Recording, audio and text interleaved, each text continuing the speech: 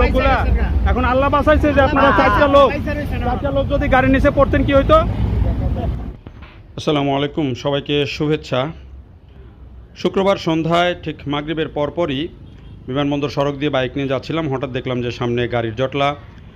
একেবারে তৃতীয় টার্মিনালের ঠিক সামনে, আগে যে কাওলা ফুটওভার ব্রিজটি ছিল ঠিক সেই জায়গায় এই যে দেখেন, এখানে ঘটনাটা ঘটেছে যে চারজন লোক রাস্তা ক্রস করছিলেন। তারা সবাই রং মিস্ত্রির কাজ করেন, পরবর্তীতে কথা বলে জানতে পারলাম। তো তারা ওই জায়গাটা দিয়ে রাস্তা ক্রস করছিলেন, সে সময় একটি বাইক একজনের উপরে লেগে যায় এবং তিনি পড়ে যান। এরপরে আরও 2-3টি বাইক এসে পরপর সেখানে পড়ে যায় এবং পিছনে গাড়িগুলো এসে মানে অন্য যে গাড়িগুলো ছিল প্রাইভেট কার বা বাস, তারা এখানে এসে পরে আটকে যায়। এখানে এই যে জটলা দেখছেন, এগুলো সব বাইকের চালক, সবাই অন্তত 3টা বাইক পড়ে গিয়েছিল।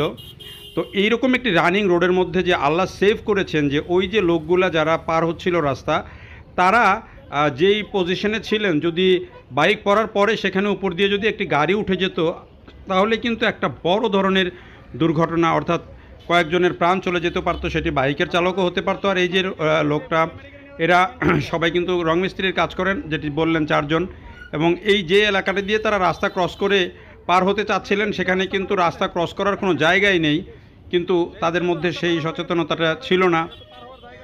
তারা এই চলন্ত গাড়ি চলছে কন্টিনিউ, বিমানবন্দর সড়কটি এমনি বিপজ্জনক, সেই গাড়ি চলছে, এই অবস্থার মধ্যেই তারা রাস্তা ক্রস করছিলেন। যদিও মাঝখানে সড়ক ডিভাইডারের মধ্যে কিন্তু কোনো রাস্তা ক্রস করার জায়গা সেখানে নেই, তারপরেও তারা চলছিলেন। তো তারা বলছিলেন যে আমরা আসলে পার হওয়ার চেষ্টা করছিলাম, কিন্তু এটা কোনোভাবে গাড়ি মানে মানুষ পারাপারের কোনো জায়গা নেই, কারণ এটি ডিভাইডার দিয়ে পুরো রাস্তাটা এখন বন্ধ করে দেওয়া হয়েছে। তো এই জন্যে তারাও আফসোস করছিলেন যে হয়তো আমরা আজকে আমাদের জীবন চলে যেতে পারতো, আমাদের এইভাবে রাস্তা পারাপার হওয়া ঠিক হয়নি। প্রত্যেকেই 4 জন যে রং মিস্ত্রি যারা রাস্তা পার হচ্ছিলেন, তারা প্রত্যেকেই বলছিলেন যে আমাদের এভাবে রাস্তা পারাপার হওয়া ঠিক হয়নি। যাক, শেষ পর্যন্ত একজন বাইকের চালক তাদেরকে কিছু ক্ষতিপূরণ দিলেন। আমি তাদেরকে বুঝিয়ে বললাম এবং একটি সিএনজি ডেকে পাশে মহিলা মেডিকেল আছে, আমি ঠিকানা দিয়ে দিলাম, সেখানে তাদেরকে যেতে বললাম। বাইকওয়ালারাও চলে গেলেন। নিজেদের মধ্যে তাদের যে 3 জন বাইক পড়ে গিয়েছিল, তারাও নিজেদের মধ্যে বেশ তর্কাতর্কি করছিলেন, কার দোষ সেটি আইডেন্টিফাই করার চেষ্টা করছিলেন। পরে বুঝিয়ে বললাম যে ভাই, এই তর্ক না করে, যেহেতু আপনাদের বড় কোনো ক্ষতি হয়নি, যারা আঘাত পেয়েছে তাদেরকে একটু হসপিটালে পাঠানোর ব্যবস্থা করেন।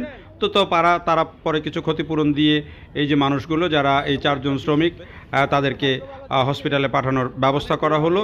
এরপরে আমিও চলে আসলাম। তো সবার প্রতি অনুরোধ যে বিমানবন্দর সড়কটি খুব বিপজ্জনক, এখান দিয়ে এখন রাস্তা পারাপার হওয়ার চেষ্টা করবেন না। ফুটওভার ব্রিজও কম, দেখে শুনে যেদিক দিয়ে পার হওয়ার জায়গা আছে সেদিক দিয়েই পার হবেন। দেখার জন্য সবাইকে অনেক ধন্যবাদ।